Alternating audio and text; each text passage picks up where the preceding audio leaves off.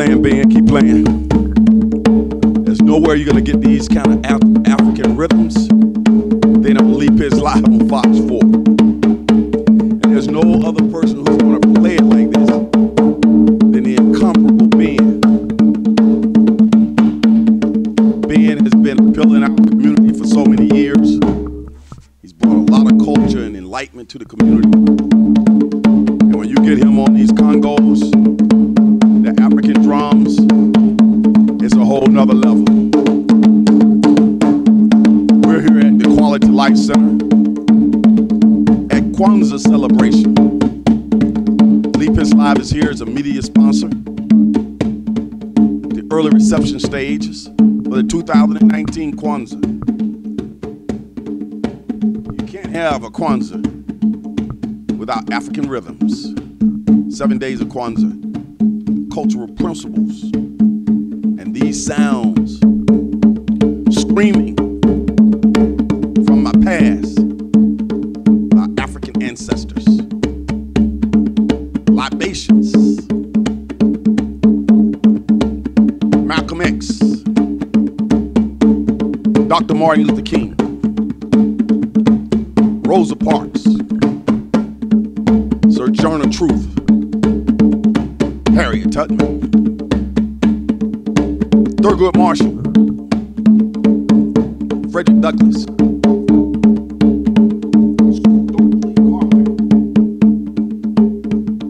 H. Rap Brown, Huey P. Newton, Ozzie Davis.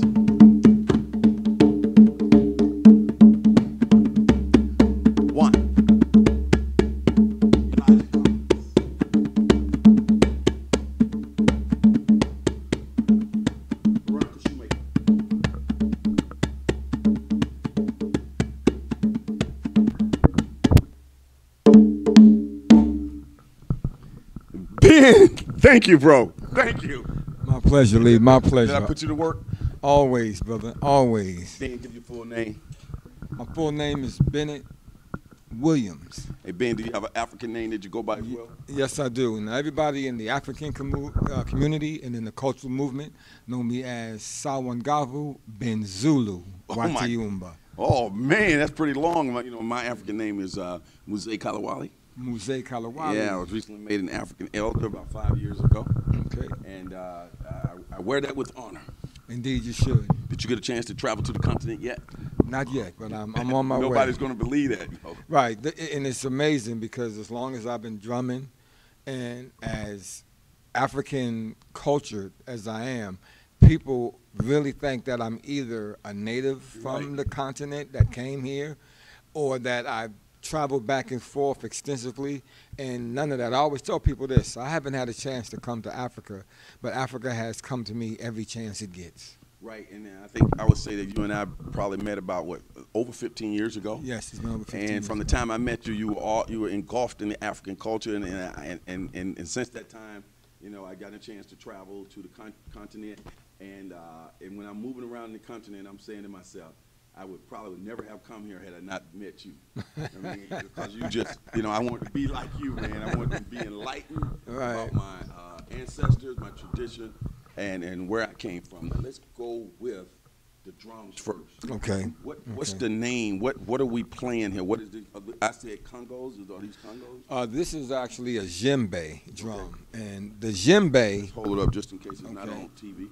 The djembe drum is the classical African drum instrument that is used extensively throughout the entire part of Africa. Now, there are specialty drums that exist also, but the basic drum of Africa is the djembe, which is this one. This particular djembe, and the djembe has animal skin. The top of it is made out of animal skin. This one in particular is made out of cowhide. Okay. I recently had this one reheaded. And the difference between cowhide and maybe goatskin, which is also a very popular one, I have a goatskin one as well, is the sound. The cowhide gives you a very deeper bass sound. Very deep bass and what I like to call clairvoyant taps. You know, for those who are familiar with Olatunji Babatunde, he had the goon go pa, the goon go pa, and this is the original sound that we use. It's that same principle, the goon go pa, goon go pa, goon go pa, pa goon go, pa goon go. So we reverse it and we flip it, and after a while you begin to specialize in it. Now there's another, like you have a guitar, an acoustic, an electric, where you have the djembe, and then you have the bugarabu djembe, which is a little larger. I have a bugarabu as well, and it's made with goat skin, so it has that that real high sounding, crisp, and little bass, but not much bass as this one. The other name for a drum in Africa is the ngoma, which is usually a taller drum, about 44 inches tall itself, and it has a deep bass because all the wood that are made, all the djembes are made with one solid piece of wood, often found in Africa, and there are many different types of wood, many different types of trees that grow in Africa, and we take the tree, they take the tree. Blowing me away, bro. They take the tree and a good piece of it, and they hollow it out so that it looks like this. It's essentially hollow on the inside, and they shave it down to where it's like this. And you say, well, how did they do that? Well, it takes time. It's a craft. Were the Africans the first to use the drum, to your knowledge, or I know they made it very popular? Well, yes, they did make it very popular, and I want to say, without a doubt, that they were the originators of this particular drum, the djembe, and using wood. Man has always been attracted to sound. And as I've traveled and learned how to play, the first sound in the story of creation was the sound that sounded like this, which is also your heartbeat, boom, boom, which is the first drum, the inner drum. So man only replicates that with actuated sound. So you have the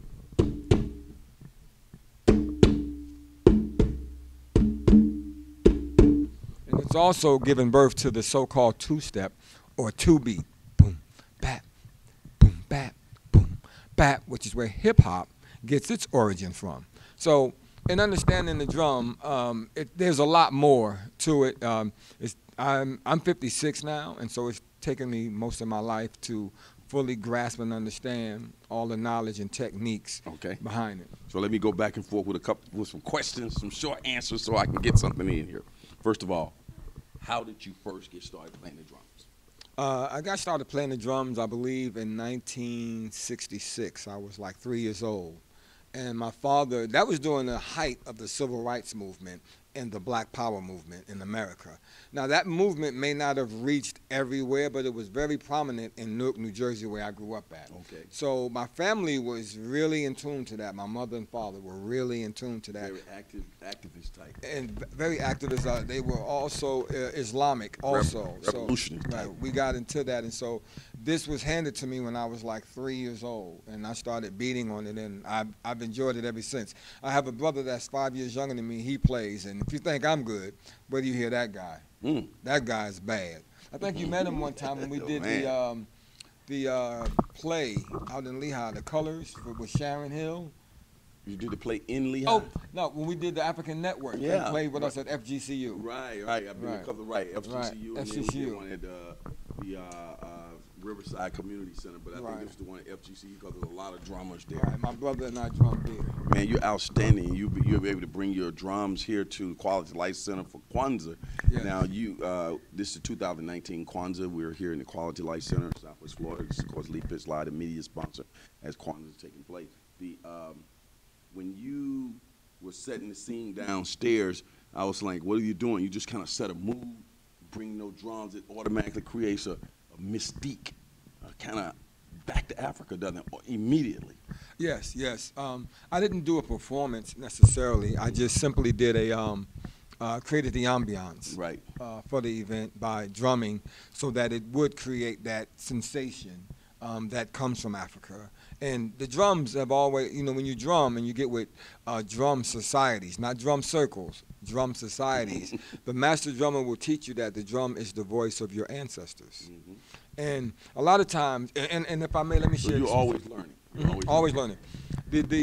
You would read, for those who have read this, that in Africa, the drums were also signals to certain people's behavior, like stop, go, trouble, a wedding, a marriage, a birth. And everybody knew those drum beats.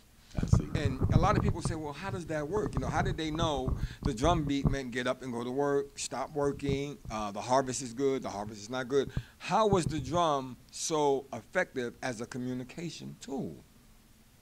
Well, I'm going to show you how. There's a science called mnemonics. Okay. And I'm going to show you how mnemonics work. First of all, I want to get your mindset understanding on a level with mine about mnemonics. Mnemonics is when you take a sound and actuate it to something like a word or a thought. For example, dun dun dun dun dun dun dun dun dun dun dun. Now, when you hear that, you automatically think of what? Jingle bells. I sing the tune. Dun dun dun dun dun dun dun dun dun dun dun. Now, we speak English, so we understand da da da to be jingle bells.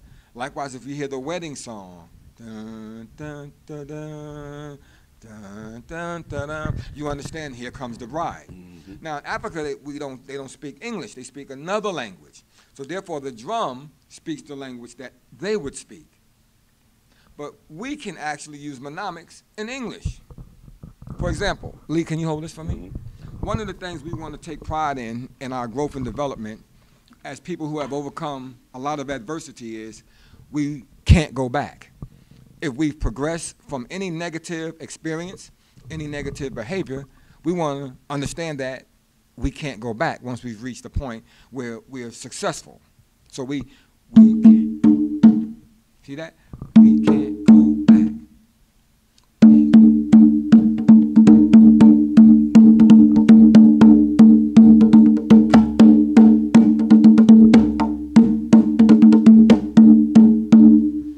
So that's how mnemonic works, and that's how the drum was used to communicate. Now, you seem like a doctor of the drums, man. The way you teach, the way you break it down, you can tell that you're very learned. The fact that you said that you're still learning, that whole world of the drummers, you said not a society, but the drum what? Not a circle, but a drum society. The society Right. sounds like it's a deep place to be, a unique place to be, and a very fulfilling place to be a part of that society for you. What are you seeing out there now in terms of the next generation? Is the tradition of the drums being handed down to the next generation? You see little young shorties coming up getting some skills like you and your brother got? Yeah, I see it. It's not as prevalent as it was when me and my brother were coming up. Is there a certain responsibility that you have as an elder or somebody in the field to make sure that tradition gets passed down? Are you out there talking to the shorties? Yes, I'm teaching my son. He has Okay. to practice 20 minutes a day. Really? And I pray that he will grasp it and embrace it, A lot of traditions and customs and mannerisms are not getting, our generations are not picking it up. If you can think about even when you were young, some of the values that you have, the generation behind you didn't pick up.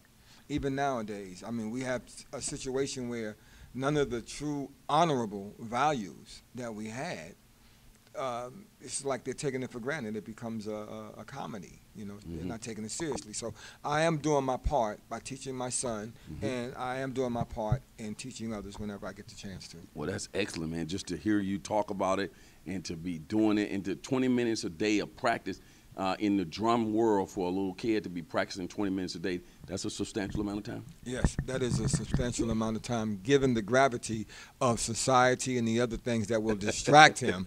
20 minutes out of him is pretty good. I think I'm doing good. Well, let's talk about the hands. I was once told that Okay. first you get these calluses, and then after a while it doesn't hurt anymore. When you first start playing the drums, it hurts a lot when you're playing with your hands.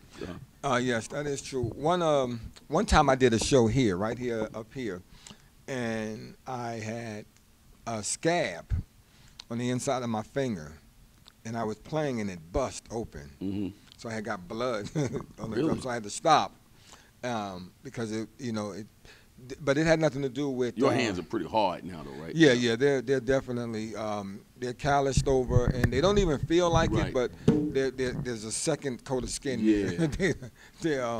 Okay, but now how often do you play to stay tuned up? Do you play every day as Every like day. a meditation for you? every day I walk past the drums. I have them in a spot where I'll walk over to them, and maybe I'll do 20 minutes to an hour. Mm-hmm. But I sit there and I play, and I just listen to the voice of my ancestors, because in the drum society, we're told that is the voice of your ancestors. So there are lessons that you'll learn, and sometimes automatically, my hands are not even controlled by my thoughts of playing. They're playing something that is coming from my soul. Right. And my soul has connected to my ancestors, and so therefore they're telling me something. They're either encouraging me to be strong and continue on the path that I'm on, or they're informing me to be enlightened and to be open-minded and to be receptive and It positive. seems like some cardio is going on there too, like some fitness in terms of your upper body constantly working and moving in heart rate. Yes. And all that. Is that some physical benefits to that as well? Yes, it does. There's a lot of your upper body is constantly moving, so your muscles from your wrist all across here and parts of your stomach are strengthening. As you're doing that, you're developing strength in those areas that you couldn't even imagine you had.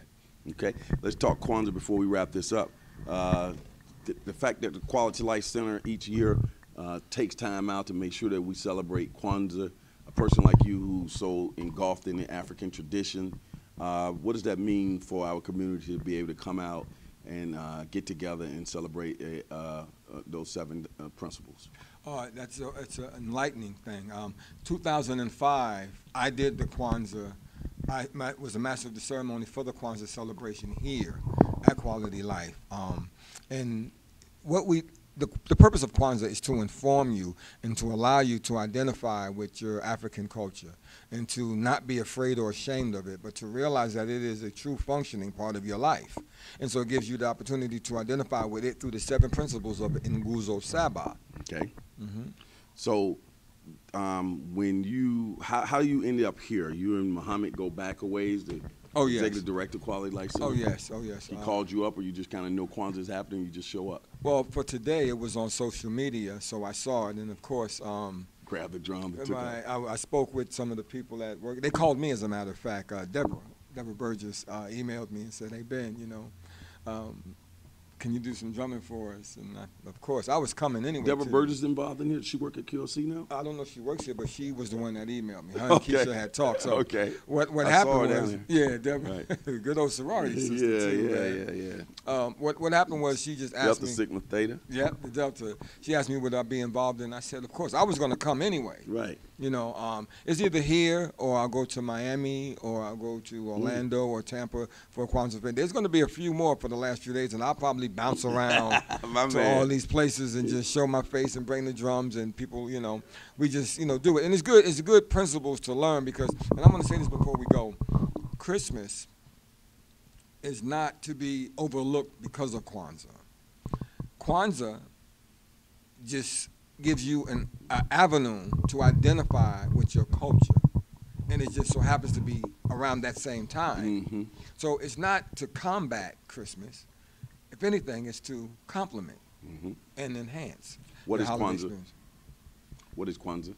Kwanzaa it means first fruits, and it's a Swahili word meaning first fruits. It's also the name for a coin in the eastern part of Africa.